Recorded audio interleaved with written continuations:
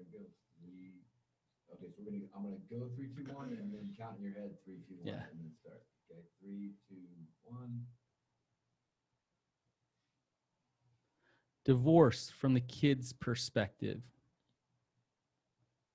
All right, before we get into that, let's read a review. We've been getting some awesome reviews lately, some really good ones. And here's another one. So this is from Roadmap for the Hardest. And it says, I learned a month ago that my husband of 11 years has been dealing with an addiction for our entire marriage. I am devastated and in my grief. I've been struggling to find a roadmap for how to put one foot in front of the other. This podcast and related website have been truly life-saving, a much needed light in the darkness of this mess. I have felt like I'm drowning, but this resource has helped me find some type of footing. I am so thankful for all of you. Thank you for your honesty, empathy, and insight. I have no idea what the future holds for my marriage, but I'm determined to learn from this heartbreak, even if it's just for me. So that's awesome. That's why we do this. So we're glad that it gives you some sense of peace and direction right now. And sorry that you're going through what you're going through. All right. We've had a lot of really interesting guests on lately, but today we might have the coolest, most interesting guests we've ever had on before. So we have Elle, Carter, Addie, and Amy. So let me explain who they are. So Amy, you guys are familiar with because Ashlynn and Coby talk about Amy all the time. Amy is their famous therapist who's amazing and my good friend. And Amy has her own personal story of betrayal trauma. And she has brought 3 of her children in today to talk about what it was like for them to go through divorce, to deal with betrayal trauma in their family, and what worked, what didn't work. And I'm just really grateful to Amy for being willing to be vulnerable, to share this with everybody, because it's going to help a lot of people. And let's just dive right in, okay? So let's back up a little bit, you guys, and I want you to just tell me your story from your perspective. So Carter, do you want to start just kind of how it was for you and what it was like, how old you were when everything kind of went down? Yeah. So I think I was 13 when it first happened. And I mean, the story for me, like growing up as the oldest child in the family, I think I don't remember exactly why, but I kid you not, like my parents getting divorced was my like greatest fear. It wasn't, like the house setting on fire. It wasn't like something, like kind of like typical, you think like that, but just like my parents separating and like kind of like that sort of event happening to my family. So like it's the last thing on earth that you wanted. Exactly. Yes. Yeah. And so you can imagine, like kind of, I feel like there were some like, what do you call them? Like signs, kind of like, like incoming signs, like you could like the vibe a little bit. Yeah. I could kind of tell. And I remember just thinking, sometimes like, oh my gosh, like, please no. Carter, I want to ask you, so what were you picking up on? Was it like, were they fighting a lot, or was it just kind of cold? The energy in the house, you were just kind of picking up on. Yeah, I think it was just like arguments, honestly. Just like arguments. I just remember like anytime I would hear just like my parents like arguing or anything, like that first thought like kind of came into my head. I was like, oh shoot, like please no. Obviously it was like a little more dire than that, but you can imagine like how I felt when like they sat us down and they told us, that they were going to be splitting up. It was like, oh my gosh, like I just remember feeling like it was kind of like the end of, my little world as a, 13-year-old kid, like just getting out of elementary school. Your world was crashing down. Yeah, pretty much. And, like I loved both of my parents, and like all I really wanted was just to, have a, just like, no, I don't want to say normal family, because I mean, like what really is normal, but like just like a family where like the parents were together and everything. And so like at that time, obviously, like when they broke the news to us, it was pretty devastating, honestly. So Carter, you're how old now? I'm turning 22 in You're about a turning month. 22. So this is about 9 years ago. Yeah. When they sat you down. You're 13 years old. Mm-hmm. And there's how many kids in your family? 6. 6 kids. So, and you're the oldest. Yeah. Did you in any way take it on yourself? Did you feel like? Oh yeah. Yeah. 100%. I feel like, I don't know why, like I assumed responsibility and I took blame. Like it's my fault that they're getting divorced. I honestly, now that it's been like, almost a whole decade later, I have no idea why I thought that, but that was like my first thing, like, oh man, like maybe like I wasn't good enough, or like I did something, to cause this, and I could have Right. done something more. Right. I mean, the things you're talking about, I think, are the last thing that parents want their kids to feel. Mm-hmm. One, crushed that Mm-hmm. about it, and then 2, this is somehow my fault. And but there's really not much a parent can do for you not to feel that, right? Right. So, okay, I want to ask you, Elle, from your vantage point, just kind of share your story and what it was like for you. Okay. First off, you're how old now? I'm 17. 17. So Yeah. you were Yeah. almost 18. Nice. So how old were you when they got divorced? How was I 8, 9? So Yeah. 9. So pretty young. Yeah. Yeah. Okay. So tell me, what was it like for you? You know what? I feel like it wasn't as different, like the switch from my dad leaving our house. It wasn't as different as when he was home, because he was never really, like there. But I think it was the thought of, oh, like I'm a little girl, I have to see all these girls go to like church activities with their dads. Like that was probably the hardest thing for me. It still is hard. Right. Yeah, so that's what it was like. Was for it kind me. of like your family's going to be the different one, or like the broken one? Yeah, or, I remember like being on the playground and saying that to someone, like, well, at least your parents aren't getting divorced, like stuff like that. Yeah. Yeah, dads and donuts, that sucked. That was a core memory for sure. What was that? What's dads and donuts? It was where like your dad would come and read stories too while like eating treats with you, and mine just never showed up. Mhm. Yeah, so that was really difficult. It still is, like being in high school, not having a father like there for me. Mhm. But like I don't want to get emotional, but I'm just It's okay. I'm just it was great though. Like I wouldn't take it back. I wouldn't change anything about it. But it Like, still hurts. yeah. I mean, you're 17 and wishing that it could have been different, right? Yeah. Absolutely.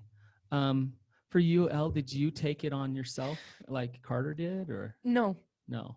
I didn't. I think I remember when my parents told us, I more so like saw it as just like a family switch. Like I didn't see it as a personal issue. I never have, which is such a blessing. Yeah. I feel like a lot of kids struggle with that. Mhm.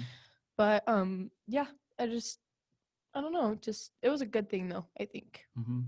Do you think did it help you guys as siblings kind of get tighter? And Oh, for sure. Really? We like, this is gonna sound a bit dysfunctional, but we would all just sleep together. Like every night, like I could not sleep alone. We were all with my mom. We would listen to church music. Like we would have family shows that we watch every night. It brought us really close. Really close. Yeah. And tight, and kind of get through the pain together. Yeah. Yeah. Okay. Thanks, Elle, for sharing. So Addie, you are now 14 years old. Yes, I'm 14. So you were really young. Mhm. So share with us your experience through it. So I think I just already knew that it was like gonna happen because things were kind of rough. But I just remember they told us, and I don't know. I think I was more worried about my siblings than myself actually. Interesting. So how old were you? 6. So you were really young, and you were kind of seeing the pain that your siblings were feeling, and Yeah. you were kind of scared for them. Mm-hmm. Interesting. Okay, so it did happen. What was the adjustment like?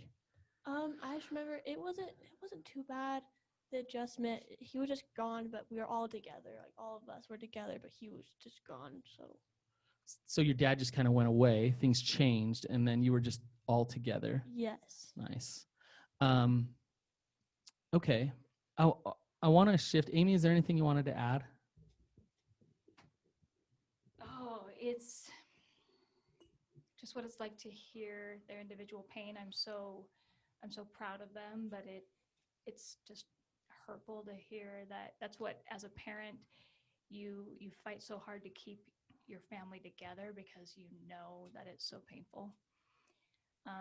I just want to maybe add, by sleep together, we like camped out, like everybody Yeah, had their own sorry. spaces, but really it was a time that we had a really, really big house and nobody really wanted to go up to their individual rooms. And so everybody kind of just like camped out on like by the TV, and we would watch Phineas and Ferb, and we were really close. So I want to clarify the No, sleeping but together. I'm glad Elle said that though, because It what was what bonding, I'm though. hearing is banding together. We did. through it. We yeah. did. Okay. All right, you guys. I'm gonna ask you. Let's start with what didn't work. So what were some things, even maybe that your mom did, or that your dad did, that just kind of sent you into a tailspin, or made you more confused, or just was not very helpful through the process? Can I say something? Go ahead. Okay. I remember he was coming home from New York because he had just moved there. And I think my mom just wanted to make it feel as, just like comfortable as possible for everyone. And so she let him come into our home, and like we would hang out in the basement, and he'd like try and do activities with us. And I think after already mentally and physically making the switch from, okay, dad's not living with us anymore, that was a little bit confusing, having him come back into the home. Kind of into our confusing. He's in New space. York, and the Yeah. next thing you know, he's like, Yeah. dad in the house again. Yeah, for sure. Yeah. And like he was trying to be interactive, which great on his part, but it just felt weird having him be in our space as a Yeah. family when he had already moved. What- Yeah. Yeah. Was there any bit of like I want this to just go back to normal, or was it kind of yucky feeling? No. Like, ugh. Like, Well, for me personally, I think I took the divorce a lot differently than my siblings. I was just like, I would tell them, like, I would tell him this. I was like, this is our space. You need to go back to your really? space. She was teaching you how Yeah, to be like boundaried. he would, Yeah. I think our mom just like, she just wanted it to be as comfortable as possible for everyone. So he tried to like just come in, come out. And for me personally, I was like, no, like we already talked about this. We made the switch. We need to keep it that way. I think you make a really important point here, Elle, which is, when divorce happens, it happened. And so like the relationship changes. Yeah. It changes for the husband and wife, but the relationship also adjusts for the kids to the parent. Yeah. And to just pretend like it hasn't, or kind of just like put a smiley face on, like we want it that way, it's not helpful. Right. Yeah. Yeah. So good job having boundaries, Elle. I love it. So I do want to interject there. I have told the women over the years, I mean, part of for me with betrayal trauma was an inability to hold boundaries, and then you live with an addict who's pushing boundaries. So literally, I tell the women, my 9-year-old daughter was the one saying, that's not okay. That doesn't No, work. like she was the one teaching me how to hold a boundary. Right. That's awesome. So she's really, really strong. Yeah. Well, and I think also to realize once you get divorced, you still have to have boundaries, right? And it's good for the kids to still have boundaries. So, Yeah. Like I feel like for me, like how, like just like with all this talk, like Elle said she got affected differently by boundaries, like, or like how she was like, being like, no, this is weird. I think like for her, and where she was feeling like, no, like this is weird, like, like this is weird with you here.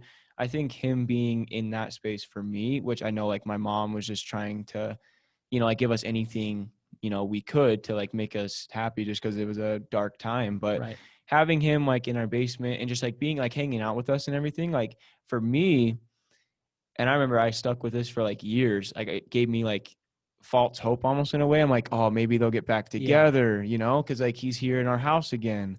So then like, and obviously like, that's kind of what I grabbed onto to give me like any sort of hope for the future. I think that's so common for kids to just be like, it's going to happen again. They're going to get back together. Right. Because that's all you want. Because that's what you want. Yeah, at least that's all I wanted, Yeah. Okay. What about for you, Addie? Anything that didn't work for you? I just think the same thing that they said, like the whole basement thing. I just didn't like Good that. idea, but And I think that once it happened, he just should have gave us our space to cope. Yeah. Yeah. How'd your mom and dad do with like I don't know how much you guys knew as to the reason for the divorce. And you know, you were all such different ages. Maybe you all knew kind of different things. How did they do with not putting you in the middle between the two of them? I think this is good for me to say because oh, no, it's not. No, it's not like that. When they told us the news, it was like, I don't want to bash on him, but now seeing it was not like a two-sided story. Like it was more so one person than the other, if you know what I'm getting at. But when they told us, I remember going and comforting him because my mom didn't put the blame on anyone. It was just like a collective, like, hey, we're just splitting because that's what's best for us. She didn't put anything on us, and that on a child is just a lot of weight. But the good thing that she did, and I whenever I talk to people about divorce, I always advise them to do this, is I felt comfortable asking her anything, and I still do. Oh, but Amy, that is so hard. It's like, I don't want to bash him. I've been through all this betrayal trauma, but I also want my kids to be able to ask me anything, you know? And so it puts you in this really weird position, right? So I remember telling you guys, you can ask me anything. I will always tell you the truth. Yeah. And I remember, you know, so we did the unified come together. We're still a family. And you say the things, it's nobody's fault. And you say the appropriate things. But then, I mean, hearing you, but I still felt like I did something wrong or I could have. So I would always tell the kids, you guys can ask me anything and I won't lie to you.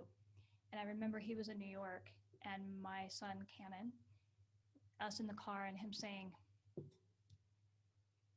Mom, did Dad have an affair? Just straight up, just boom. Yeah. And I remember taking a breath and saying, do you really want to know?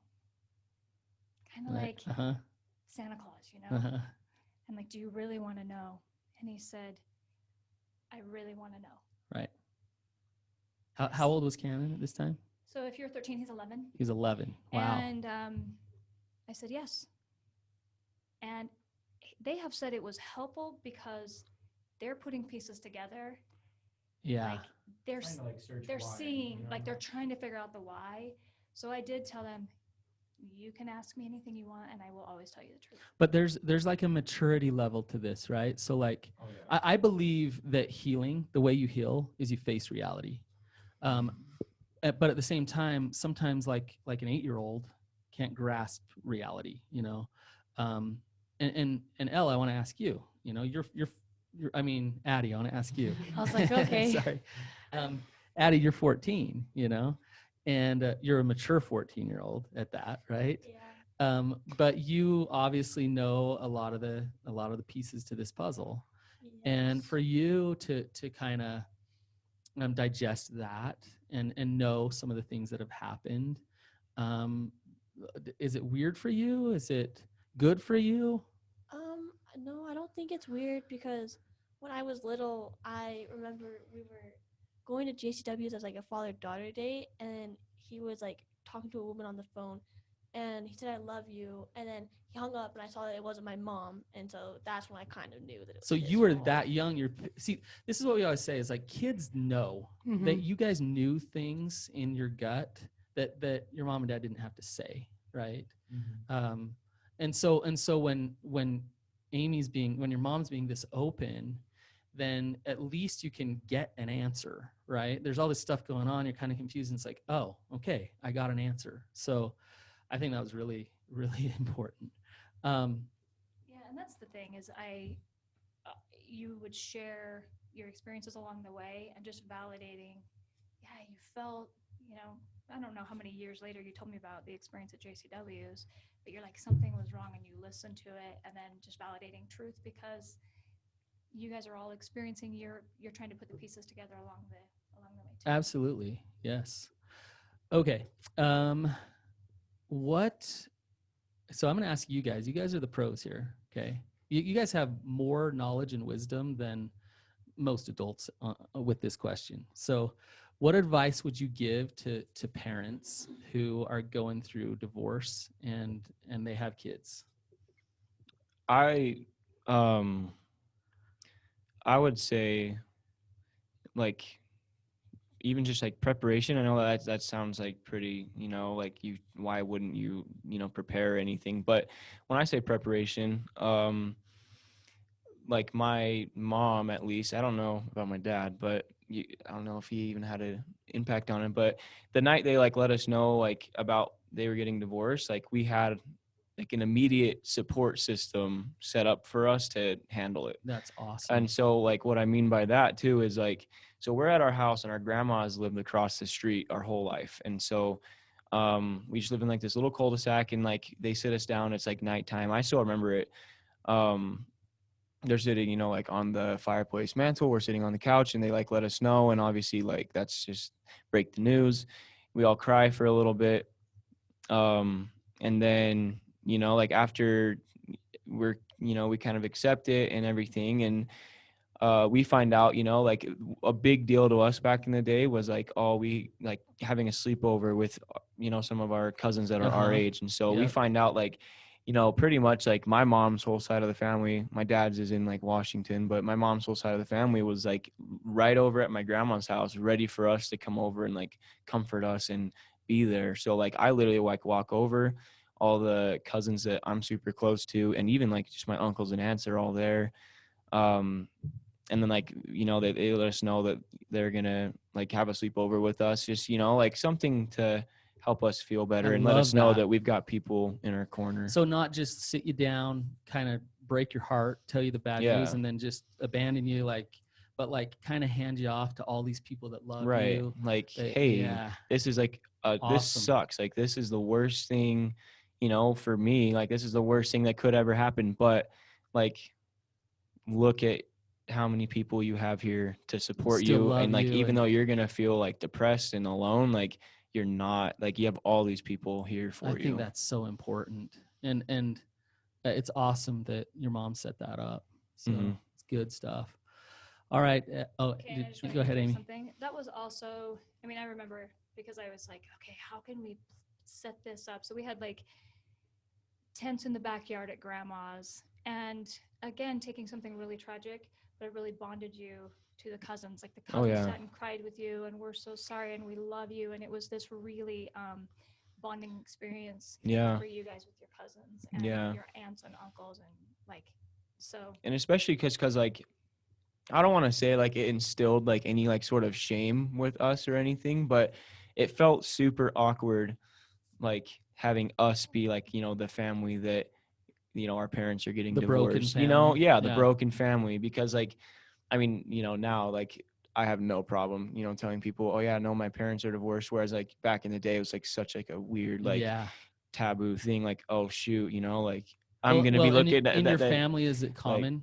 So now like years later, like, like a few families have been divorced as well. But at the time, like it was like everyone had perfect families, and we were like, oh shoot, like, we're the oddballs. Right. And so, but like being able to make that connection with them and like having them there, like my mom said, to like bond over the experience, like let them know that we're not the oddballs. Like they are like with us. They got our backs. Love you. Yeah. They're not going away. They've got our backs, Yeah. And immediately you go hang out with your cousins, you have tents, you're crying or whatever, you're starting to process that pain, and you got somewhere safe to process it. Yeah. And to do it immediately.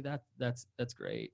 So, all right, Elle, if you could give advice to parents, I'm putting you on the spot, but what would you say to parents? You know what? That's kind of a hard one for me. I've kind of always struggled with that question. I love the unified front. That was the number one thing that helped me. Another thing was, why am I getting emotional? I loved that I had a support system, but also individually. So it wasn't all just as a collective. My Uncle Brad, like, I think my mom is really tied in with that. He has always just been my father figure. Yeah. Like, having someone that I could call to, like, I still can. I could call 'em right now. Right. Like, I think advice for parents would be to have someone closer to your kids, just like be there for them as long as they need. Mhm. My cousin Brandon would just take us skiing. Like, he would make it seem normal, and like he Right. would do the things a father would do. And he Right. taught me like a lot of stuff. So I think that's good. I also have a lot of motherly figures. Having my mom go back to work, Mhm. it's really hard on all of us. Like, Yep. that was a really big adjustment because she was such a good mom, and she still is. But like, coming home and having mom there, that's a really big deal, Yeah. especially when you're young. Mhm. So I think having people there, that just helped a lot, like Right. individually, you Right. know? I like so but what you're saying is like it's not just a big family party. Yeah. It's those one-on-one relationships. Yeah. I think too, you know, if dad goes off to New York, it's like you guys needed a good masculine figure in your life. For sure. And to have uncles or a cousin or, you know, I think that's really good advice to parents of, you know, ask for help and reach out to the really solid people who can bond with your kids when maybe one of the parents isn't doing that for them. I want to just like interject here. It was really hard for me to ask for what I needed. But what I can tell you, when family would say, okay, Amy, how can we help? I would say it would really help me if you could go do something with them. So like, You don't took be them up on afraid- it. Don't be afraid to ask the people in your life for specifically what your children need, because you Yes. have that mama bear that has been fighting for them to keep this family, and you have to have that mama bear in you. If you see that there isn't somebody at Dads and Donuts, you call your brother and you Yeah. say, hey, there's Dads and Donuts. And you ask people in your life to show up for your kids. Yep. I love that. And I think sometimes it's hard to ask. So, okay, Addie, if you could give advice to parents who are getting divorced, what would you say? So we've already like covered this, but I have so my stepmom and my dad, when they got divorced, he just like straight up told me in the car without her, and like that kind of sucked. And so I think that when they did it together, that helped a lot. And then, So like, he just dropped a bomb on you, yeah, like, out of nowhere, we just weren't boom. even talking. He just all of a sudden said, I was like, oh, okay. And you were close with your stepmom. Yes. Yeah. Yeah, still very close. And so all of a sudden he's just saying, hey, like, sorry, she's gone. Yeah. He's like, sorry, I'm leaving her, and I'm like, Boom, bomb. That's trauma right there. yeah, that was bad. That was not. You were almost traumatized even more because of the way he went about that, right? Not that it still would have been painful, right? Mm-hmm. But just driving in the car, boom, yeah. Can I say something? Mhm. It like ties into this, but I think this is a conversation me and Addie and my mom have had a lot. When it comes to like the parental side of when they start moving on from their spouse that they had divorced, I think it's important to allow space for your children. I remember Addie just said to my dad, she's like, okay, you're leaving Brooke. Just give me some time before you introduce me to anyone new that you're putting into my life. Yeah. And he didn't. And that was really, really traumatic for her. That and is traumatic. It still is. Yep. It's hard. And you know what? I love praising my mom. She did an amazing job at doing that. Yeah. And it made us feel safe. And I think a big thing with family and divorce is controlling the things you can. Yes. And accepting the things that you can't control. And that also ties back to when he came into our home after we had already set our boundaries and created a family space. I think it's just a big thing to just allow control and just acceptance. Yep. And I think allowing space is a huge thing for children. Is Elle 17 or is she 35?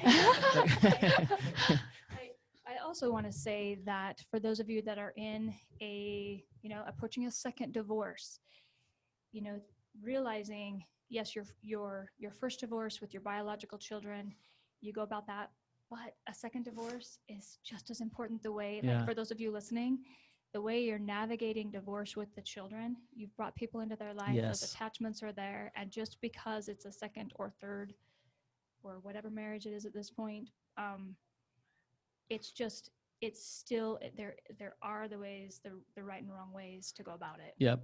It comes back to a lot of things. Like, let's say you start dating somebody new, and like on the second date, you're introducing them to your kids and like bringing them, like slow it down a little bit, realize that, you know, these wounds can come again. And so be cautious and really respect your children. Because abandonment is real. Yeah, and can I say something? I think tying into that, I think there becomes an attachment. I remember my mom's first boyfriend, like a long time after her divorce. She did a great job at like introducing him to us, but I just got attached, and that's just how it works. Mhm. And unfortunately, it didn't work out.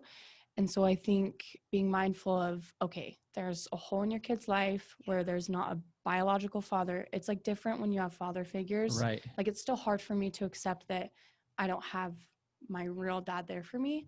So I think with dating, it comes to like your kids probably will get attached. So I Right. think choosing someone, not just temporarily, like choosing someone for the long haul is better, that will be there for your children than just, Amen. yep. Yeah. Which is another episode, right? Like dating and divorce. And, Absolutely. I want to say this. We ask children what they want, what they need. We need to listen to them. So when Addie tells her dad, okay, I understand you're divorcing this woman, please don't. Like when your kids use their voice and they say specifically, like listen to what they say. Care. And you know, it's not like he'd say like, okay, I'm not going to divorce her now, but you know what? Stop and listen to her pain, listen to what she's going through, care about her. And so that you can like take a step back and really take your kids into account. So, okay. I'm going to move to the next question. So Carter's the famous pianist, right? Stop it. Yeah, you can find him on Oh my YouTube, gosh. right? What do we look up on YouTube? I Really? honestly, I don't know. Yeah, just look up. Okay, Yeah. I'm gonna find you. So, Okay. but and maybe it was the piano, but what was one of the most important things that just helped you? You talked about the support system, Mhm. right? What other things really helped you get through the painful time and work through it? It's a good question. Other than like the support system, obviously, like that's a big one. But I think just like being able to realize that life's not over and that there's still like, especially like as a kid around that age, you know, like that your life is you're not even started You're yet, you just know, yeah, like just you getting going. literally like you don't have to feel like, you know, like your life is done for and that, you know, like you're gonna have a different life now, you know, like I think that something that my mom did and that I was able to do was obviously I was playing piano at the time. And I had hobbies and I was like still able to like, you know, just go out there and like do normal things and like be able to advance and progress in what I liked doing. So like just being able to realize that, you know, like you still have a life, like nothing is Life is not different. ending. Yeah, life's Yeah. not ending like that. Like, you know, like you still have, you know, like your whole life ahead of you. Like you know, like I didn't have to think that now that because that happened and there's nothing I could do about it, you know, that like I just had to accept that I was different. When Right. it's like, okay, no, like you can still have a normal life. And I think that was a big thing for me, was realizing that. I got to ask you, Amy. So he's playing the piano. I imagine at a young age, right? Yeah, I started when I was like 7. So you get divorced, and divorce is never really great on the finances. So how do you support him to continue to live his life, to live his dreams, but also realize like, oh my gosh, like how are we going to do this? It's so stressful. Carter really, really is. I mean, he's kind of a prodigy. And, I mean, you really are. I was all right. So again, having to ask for help, Mm-hmm. working with his piano teacher, who was very, very, very generous to us because he was a really positive figure in your life. Oh, yeah. So a good teaching mentor. you. Like Mhm. literal. Yeah. And being able to go to him, this is happening. What can we do? Piano rate? What can we do? Can I help in some other way?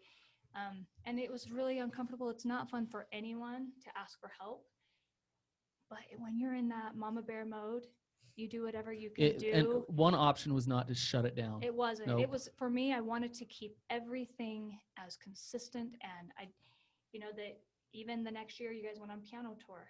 And this is where Carter's dad was really great about that. Like,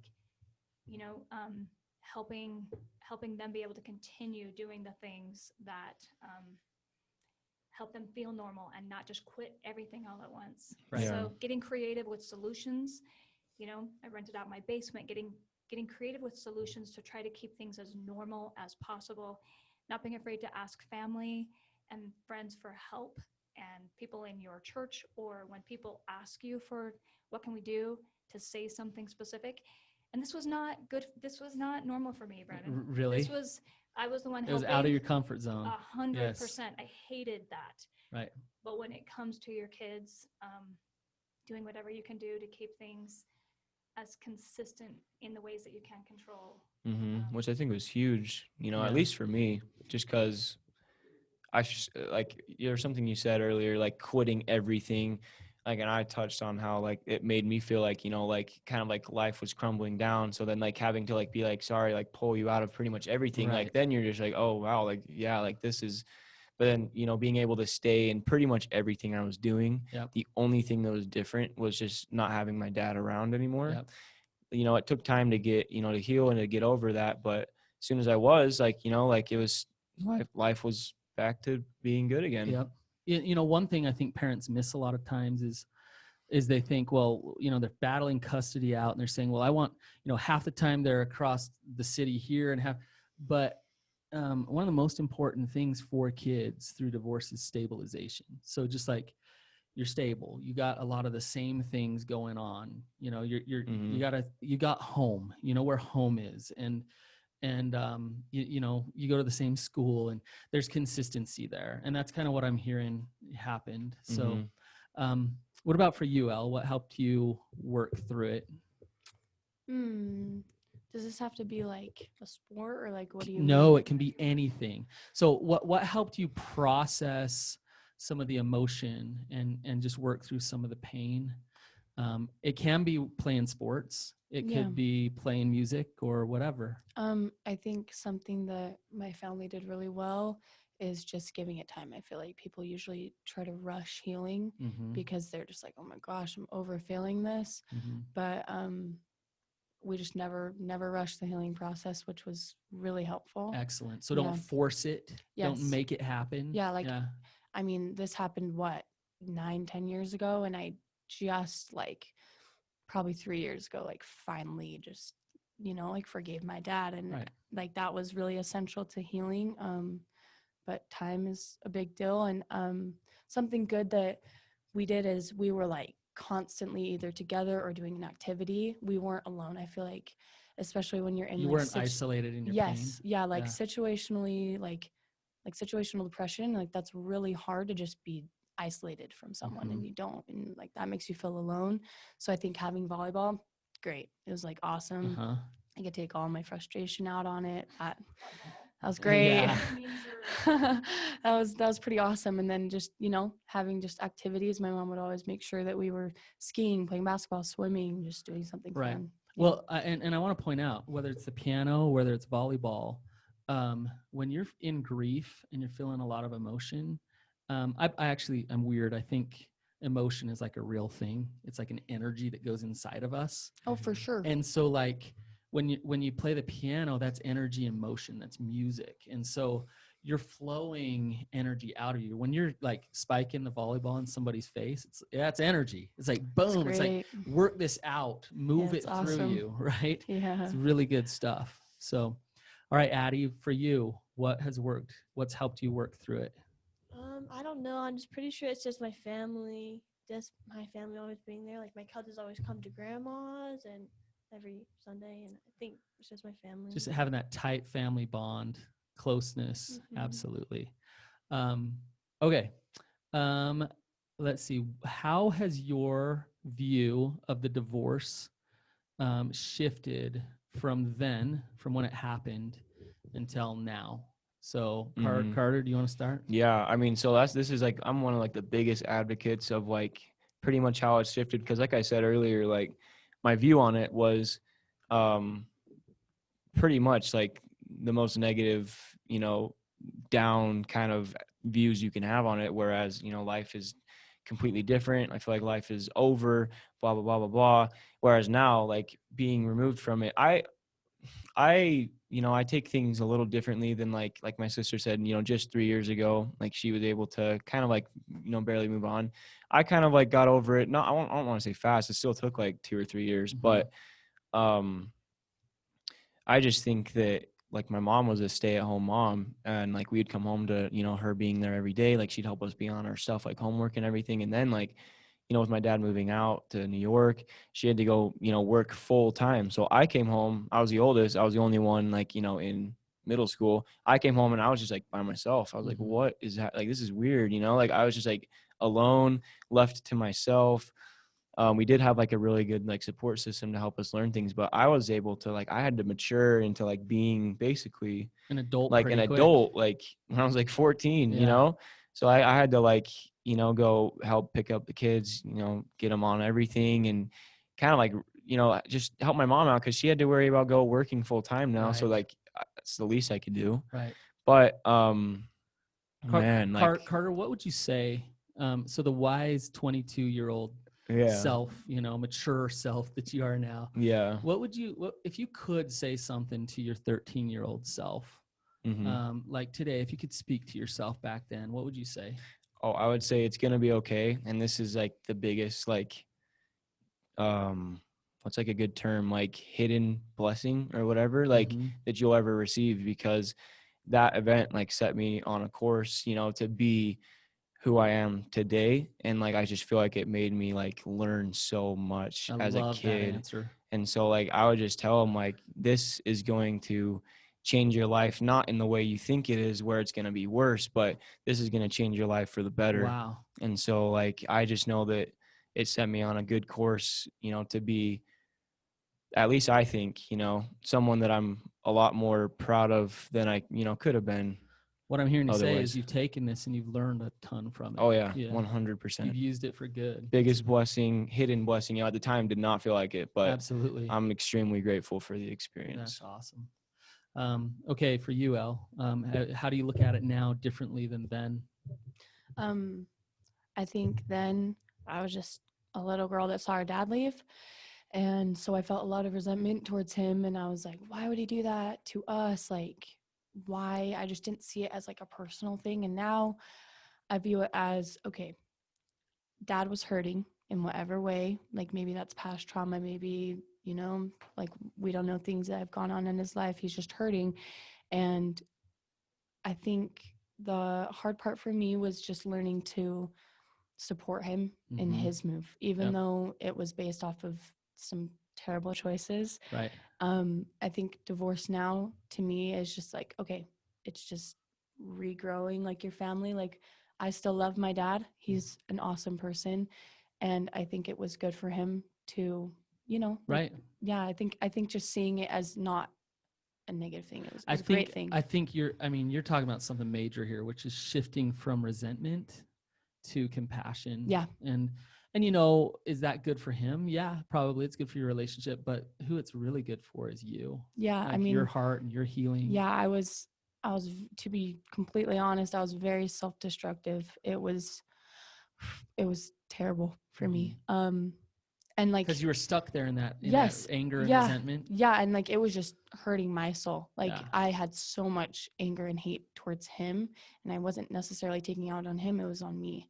Right. And so I think the biggest thing, like just realizing, we all have our own crap and we need to deal with it in a way. And that was his way. Right. So I think that was a big deal for me. It's the same principle. So I talk about betrayal trauma all the time. And I talk about getting to a place of compassion for the person who's betrayed you. Yeah. And, the ripple effects of betrayal trauma go far beyond the spouse. And we're hearing that today, Elle. So I think that's awesome, getting to that place of acceptance and compassion.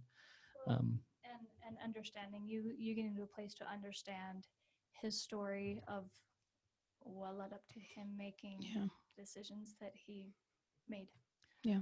When you can see his pain and like there's reasons why he made bad decisions. Yeah, I you think know? just humanizing it is really important, and it's Yeah. hard. It's hard it's- to get there as a it's- little girl who's It's been hurt. insane. Yeah. Yeah. But it's helped a lot. Yeah. Yeah. Awesome. Okay, Addie, how do you view it differently now? Like Carter said, I do think that it was a hidden blessing. Like we're all better. It's been really good for us. But Isn't that weird to say? yeah. Like when you really think about it, it's kind of weird, but it's true, right? Mhm. Yeah. You guys are awesome. You guys are strong. Holy cow. Talk about resiliency, Amy. You got to teach me how to raise kids like this. I got 4 that I'm struggling with. You're doing something right. Well, when I want to say what I would say to my former self 10 years ago, part of what was so devastating for Carter is we really put on a mask of being the perfect family. We were the family who had the concert pianist and everything was perfect. Straight A's. And lived in a really nice um, neighborhood. Perfect. What I can say the divorce did for us was be able to put down the huge weight of perfectionism Mhm. and being real and being open and honest with what was really happening in our home. Face your shame. Deal And with so it. It's a really good that's what point. I'm the most proud of is watching all of our growth with just being able to be real and vulnerable and stepping into it. And that's collective as a family. We've all learned that. And so I'm just super proud of these resilient kids that I get to be their mom. Yeah. I just want to encourage anybody who's listening if you've been listening and you're like, oh my gosh, I got to share that with somebody, then please share it. Even if it's with a kid whose parents are going to get divorced or just divorced, this could really, really help them. Or if it's with a parent who's going to go through a divorce, this could really help them. So please share it. I told Carter he'd have a chance to promote himself. So No, it's okay. It's all good. just find him on YouTube playing the piano, you right? know, Brandon, maybe we can attach. It was interesting. I want to just say one thing. Carter, being the piano virtuoso that he is, he was playing a piece at the time. He was 13, and he was playing this Chopin piece, and he was very technically always very gifted, but his piano teacher at the time didn't know what was going on. And Carter was playing this piece that maybe we can attach. I don't know. You can put it in your show Oh notes. my gosh, yeah. A recording of him playing it at 13. It was a Chopin piece, and Dr. Hatch said, I don't know what has gotten into Carter, but he is just like the emotion in this Yeah. piece. And it was like, Okay, it's we're totally pain. putting that in the So show we'll, notes. that's how we'll Yeah. promote you, Carter. That's awesome. And he's going to be taking piano students. Oh, So- awesome. Cool. Oh. Okay, and then last thing I want to promote is Amy's awesome Instagram, which is Ask Amy Anything, and Ask Amy Andrus anything. Yeah. So, and Amy, I just got to say, you having your kids come, like it's one thing to come share your own story. It's another thing to come have your kids talk about your story. So, you never know what they could have said about you. And so talk about vulnerability. What a great example. Really appreciate it. So you guys, please rate and review the show and share it with anybody. And we'll talk to you next time. We'll see you guys.